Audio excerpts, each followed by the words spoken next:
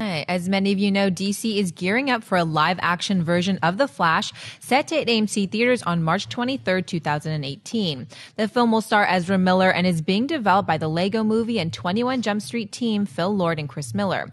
Many have speculated that since there is a successful TV series for The Flash, with Grant Gustin playing the Barry Allen Flash, that the movie will have Ezra Miller playing either the Wally West or Jay Garrick versions of The Flash. Not so, says Phil Lord, who said in a recent interview that Ezra Miller will indeed be playing Barry Allen. John, are you surprised that Lord and Miller are using Barry Allen instead of another version of The Flash?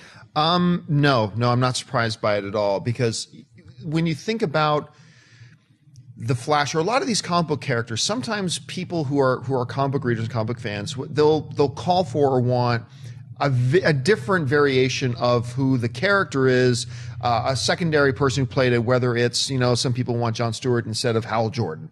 Some people want this instead of that. And I get it, but you have to keep in mind, when you talk about Barry Allen, granted, not a lot of people in the general public know any of the aliases of the Flash anyway, right. Granted. But if you're going to say, which one is probably the most well-known amongst average movie-going fans, even without the hit TV series, it's probably Barry Allen. That's probably who most people might associate with it, and therefore there's value in going in that direction with it. Plus, let's be honest here, it doesn't matter if they went with Wally West or Jay Garrick or whoever, because they're going to make their Flash movie the way they're going to make it, and who the alias is was not going to affect what they were going to do anyway. So if they called him Jay Garrick, it was going to be the exact same movie anyway, so it's not really all that important.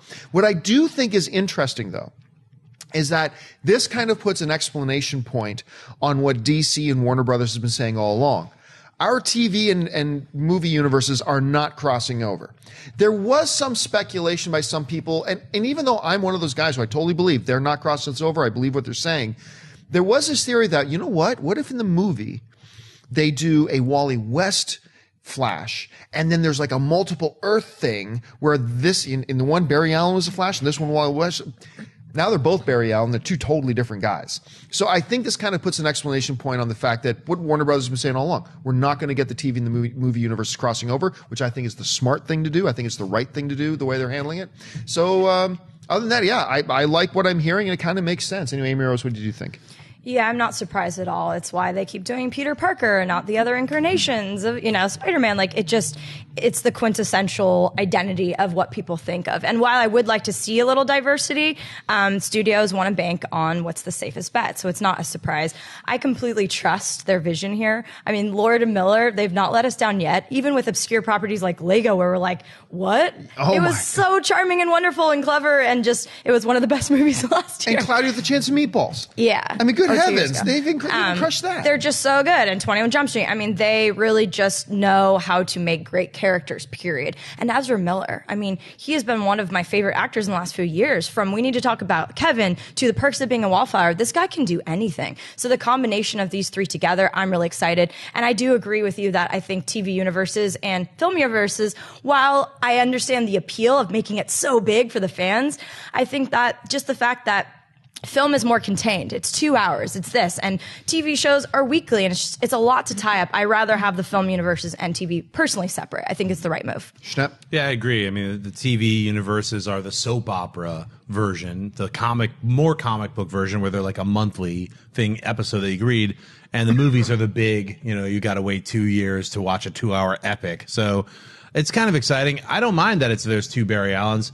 This just kind of reinforces not only that the TV and movie universes are separate, but that they eventually could do like a Crisis on Infinite Movie Worlds or whatever. And because these are the guys who are the ones that are able to bridge both universes. The Flash, either one of the Barry Allens are going to be able to bridge the universe and go to the other side, either the TV or the movie world, and be like, there's something coming, and then he turns into a skeleton or whatever. That'd be kind of cool. And, that could be a good point for when, in 10, 15 years, when the DC cinematic universe wants to reboot, they can do their Crisis on Infinite whatevers, and just reboot and merge everybody and explode everyone. And here's a brand new, super plasma unit that you watch when you put over your face, So, plasma unit for sale, $4,000. And talking about the crossing the movie and the TV universes, I think one of the one of the many reasons that Daredevil is so much better than, say, Agents of S.H.I.E.L.D.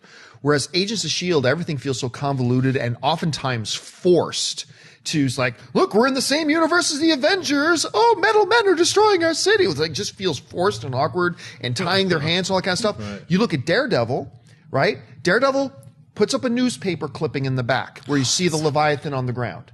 Or another something on the wall in the background where you see the Hulk, but it doesn't actually say Hulk.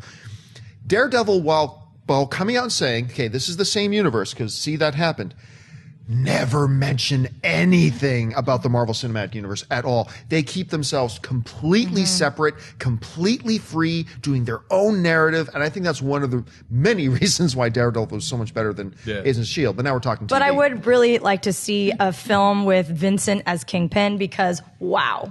He was so amazing in Daredevil. Give me 12 more episodes of him as Kingpin, and I'm happy. I think you got it. They're at season 2. Yeah, I mean, Such a good show.